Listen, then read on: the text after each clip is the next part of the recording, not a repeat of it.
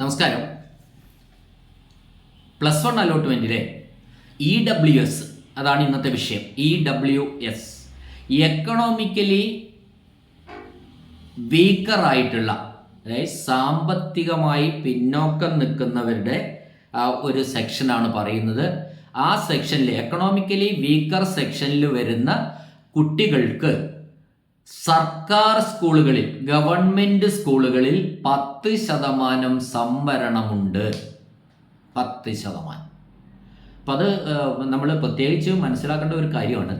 നമുക്കിപ്പോൾ 60 സീറ്റുള്ള സയൻസ് ബാച്ചിൽ 6 കുട്ടികളെ EWSൽ പ്രവേശിപ്പിക്കും. Economically weaker section. ആർക്കാണ് ഈ എക്കണോമിക്കലി വീക്കർ സെക്ഷൻ എന്ന് പറയുന്നത്? ആരാണ്? മുന്നോക്കക്കാരിലെ പിന്നോക്കക്കാരാണ്. അതായത് ഇത് ഈ EWS എന്ന് പറയുന്ന 10% റിസർവേഷൻ ആനുകൂല്യം ആർക്കൊക്കെ ഇല്ല? നമുക്ക് OBCക്ക് ഇല്ല, പട്ടികജാതിക്കാർക്ക് ഇല്ല, പട്ടികവർഗക്കാർക്ക് ഇല്ല, ഈഴവ, മുസ്ലിം ഇവർക്കൊന്നും ഇല്ല. പിന്നോക്ക അതർ ബാക്ക്വേർഡ് ഹിന്ദുവിന് ആർക്കും തന്നെ ഇല്ല, അതർ ബാക്ക്വേർഡ് കമ്മ്യൂണിറ്റിക്ക് ഇല്ല, പിന്നോക്കക്കാർക്ക് ആർക്കും തന്നെ എന്തില്ല? EWS അതായത് ഇല്ല.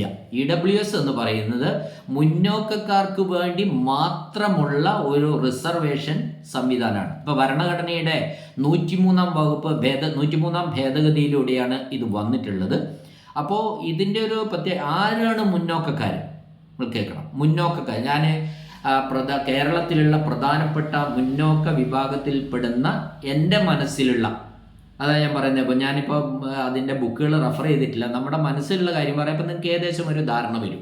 ഒന്ന്, ക്രിസ്ത്യൻ വിഭാഗത്തിൽപ്പെട്ട ആൾക്കാർ, അതായത് Roman Catholic, Syrian Catholic, Jacobite, Marthoma എന്നിങ്ങനെയൊക്കെ പറയുന്ന ക്രിസ്ത്യൻ വിഭാഗത്തിൽപ്പെട്ട കുട്ടികളെ, ആ കുടുംബങ്ങളെ നമുക്ക് എന്തു പറയാം?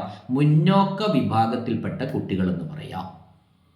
മറ്റൊന്ന്, ഹിന്ദുസിലാണെങ്കിൽ നായർ വിഭാഗത്തിൽപ്പെട്ട ആൾക്കാർ, നായർ, നമ്പൂതിരി, വാര്യർ, നമ്പ്യാർ ഇങ്ങനെയൊക്കെ പറയുന്ന വിഭാഗങ്ങൾ മുന്നോക്ക ജാതി എന്ന ബ്രാഹ്മൺസ്, ഇവരൊക്കെ മുന്നോക്കക്കാരാണ് എന്നാണ് പറയുക.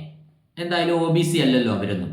അത്തരം മുന്നോക്ക ജാതിയിൽപ്പെട്ട പാവപ്പെട്ട കുട്ടികൾ, അല്ലെ, കുട്ടികൾ മാത്രം പാവപ്പെട്ടവരാവില്ല, നമുക്കറിയാം. ആ കുടുംബം ചില ഫാമിലിയൊക്കെ ഏതെങ്കിലും ഒരു ജാതിയിൽപ്പെട്ട, മുന്നോക്ക ജാതിയിൽപ്പെട്ട ചില കുടുംബങ്ങൾ സാമ്പത്തികമായിട്ട് വളരെ ബുദ്ധിമുട്ടുള്ള കുടുംബങ്ങളാണ്. സാമ്പത്തികമായിട്ട് തീരെ ഒന്നുമില്ലാത്തവരാണ് അവർ. അങ്ങനെയുള്ള കുടുംബങ്ങളുണ്ട്. അപ്പോൾ അവർക്ക് എന്ത് കിട്ടുന്നില്ല? ജാതി സംബന്ധമായ ആനുകൂല്യം അവർക്ക് കിട്ടുന്നില്ല. ഇപ്പം മറ്റ് SC/STക്കോ അല്ലെങ്കിൽ OBCക്കോ കിട്ടുന്ന ആനുകൂല്യങ്ങൾ ഈ ഫോർവേഡ് കാസ്റ്റിന്, മുന്നോക്കക്കാരായിട്ടുള്ള ആൾക്കാർക്ക് കിട്ടുന്നില്ല. അപ്പോൾ അങ്ങനെ കിട്ടണ്ട, പക്ഷെ ഇത് കിട്ടണം. ഏത്?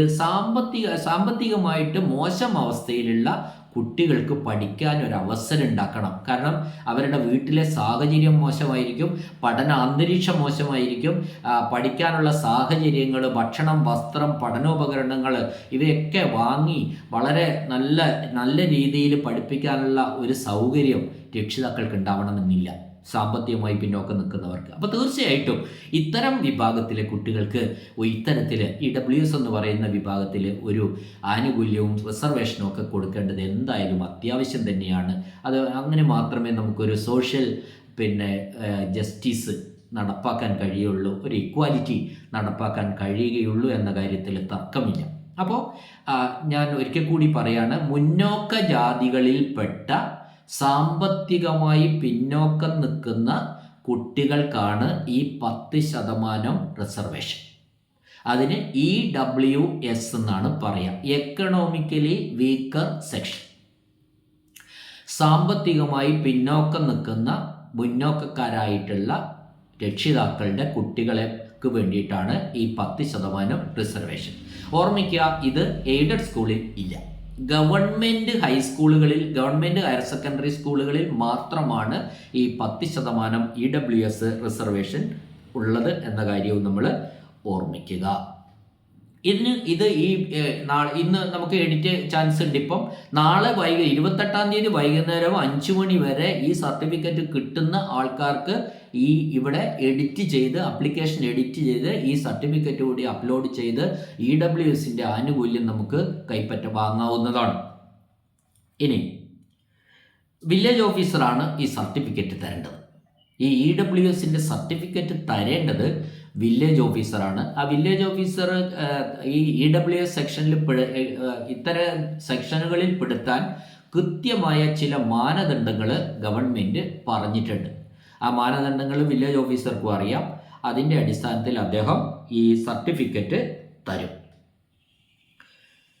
ഇതിൽ പ്രത്യേകമായിട്ട് എടുത്തു പറയുന്ന ഒരു കാര്യം, കുടുംബത്തിൻ്റെ വാർഷിക വരുമാനം 4 ലക്ഷം രൂപയോ അതിൽ കൂടുതലോ കൂടാൻ പാടില്ല. 4 ലക്ഷം ആവാം, അല്ലെങ്കിൽ 4 ലക്ഷത്തിൽ കുറവായിരിക്കണം കുടുംബത്തിൻ്റെ വാർഷിക വരുമാനം എന്നാണ് പറയുന്നത്. അപ്പോൾ അത് ആ കുടുംബത്തിൻ്റെ വാർഷിക വരുമാനം കടക്കുമ്പോൾ പിന്നെ കുടുംബ പെൻഷനോ സാമൂഹ്യ സുരക്ഷാ പെൻഷനോ അല്ലെങ്കിൽ വിരമിക്കൽ സമയത്ത് കിട്ടുന്ന ആനുകൂല്യങ്ങളോ ഒന്നും പരിഗണിക്കേണ്ടതില്ല എന്ന് ഗവൺമെൻറ്റിൻ്റെ ഉത്തരവിൽ പ്രത്യേകമായിട്ട് എടുത്ത് പറയുന്നുണ്ട്.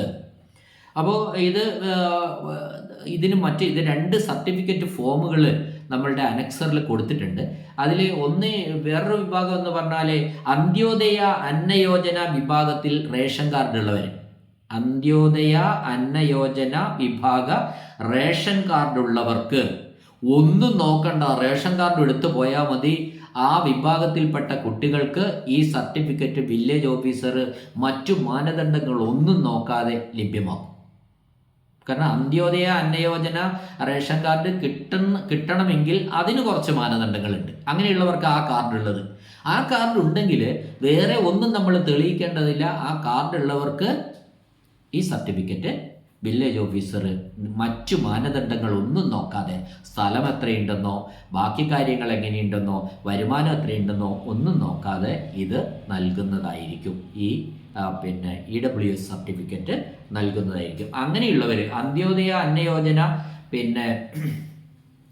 റേഷൻ കാർഡുള്ള വീട്ടിലെ കുട്ടികൾ നമ്മൾ അപ്പൻഡിക്സ് 11 നമ്മളുടെ ഫോർമാറ്റിൽ +1 ഏകജാലക സംവിധാനത്തിലെ അപ്പൻഡിക്സ് 11 അനക്സർ 1 2 മാതൃകയാണ് ഫോമിലുള്ളത്. EWS സർട്ടിഫിക്കറ്റിൻ്റെ ഫോമിന് 2 മാതൃക ഗവൺമെൻറ് പറഞ്ഞിട്ടുണ്ട്. അതിൽ അനക്സർ 1 ആണ് ഈ കുട്ടികൾ, അതായത് അന്ത്യോദയ അന്നയോജന റേഷൻ കാർഡുള്ള വീടുകളിലെ കുട്ടികൾ ആ സർട്ടിഫിക്കറ്റാണ് കൊടുക്കേണ്ടത്. അതാണ് വില്ലേജ് ഓഫീസർ തരികയും ചെയ്യുക. ഇപ്പോൾ ഇതാണ് EWS. നമ്മൾ ഈ കാര്യങ്ങളൊക്കെ നമ്മൾ ഈ ചാനൽ യൂട്യൂബിലൂടെ ഇങ്ങനെ ക്ലാസ്സുകൾ പറയുക എന്ന് പറയുന്നത് ഇത് പൊതുജനങ്ങൾക്കുള്ള അറിയിപ്പുകളാണ്. ശരിക്കും നമുക്ക് EWS ഗവൺമെൻറ് പ്രഖ്യാപിച്ചു, ആ ആനുകൂല്യം നമ്മൾ കൈപ്പറ്റണം. അങ്ങനെയുള്ള കുട്ടികൾ ഈ EWS സർട്ടിഫിക്കറ്റ് വെച്ചിട്ട് അപേക്ഷ സമർപ്പിക്കുന്നുണ്ട്. ഇപ്പോൾ PSCയിൽ അത് വന്നിരിക്കുകയാണ്. PSCയിലെ 10% സീറ്റുകൾ EWSനാണ്. ആ റൊട്ടേഷനൊക്കെ കണക്കാക്കി EWS സർട്ടിഫിക്കറ്റ് നമ്മൾ കൊടുത്താൽ അവിടെയും നമുക്ക് റിസർവേഷൻ കിട്ടുകയാണ്. അപ്പോൾ ഈ സാഹചര്യങ്ങളൊക്കെ മുന്നോക്കക്കാരിൽ വളരെ സാമ്പത്തികമായി പിന്നോക്കം നിൽക്കുന്ന കുട്ടികൾക്ക് ഈ ആനുകൂല്യങ്ങളൊക്കെ കിട്ടാൻ തക്കവണ്ണം നമ്മൾ കാര്യങ്ങൾ പൊതുസമൂഹത്തിലേക്ക് എത്തണം. അപ്പോൾ അവിടെ അതെല്ലാം മനസ്സിലാക്കി രക്ഷിതാക്കൾ ഈ സർട്ടിഫിക്കറ്റ് വാങ്ങി ഓരോ സമയത്തും ആവശ്യമായ സമയത്ത് അത് ഉപയോഗപ്പെടുത്തണം. ഈ റിസർവേഷൻ നമുക്ക് വാങ്ങാൻ കഴിയണം എന്നാണ്.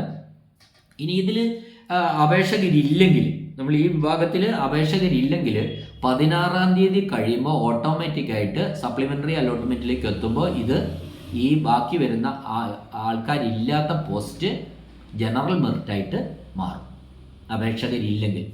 ഇപ്പം നമ്മൾ ഇങ്ങനെ ആരെങ്കിലും അറിയാത്തവരുണ്ടെങ്കിൽ ദിവസമുണ്ട്, 28-ാം തീയതി 5 മണി വരെ സമയമുണ്ട്. അതിനിടയ്ക്ക് സർട്ടിഫിക്കറ്റ് വാങ്ങുക, ഈ ആപ്ലിക്കേഷൻ എഡിറ്റ് ചെയ്യുക, സർട്ടിഫിക്കറ്റ് അപ്ലോഡ് ചെയ്യുക, അത് ക്ലെയിം ചെയ്യുക, നമ്മൾ ഫൈനൽ സബ്മിഷൻ നടത്തുക, കഴിയും.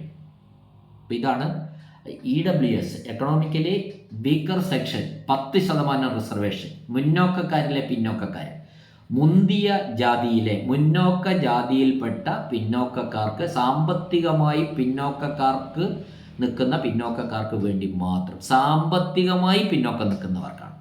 ഇത് EWS, OBCക്കോ SCക്കോ STക്കോ OECക്കോ അത്തരം കമ്മ്യൂണിറ്റീസിനൊന്നും EWS ഇല്ല എന്ന കാര്യവും ഞാനിവിടെ പറയുകയാണ്.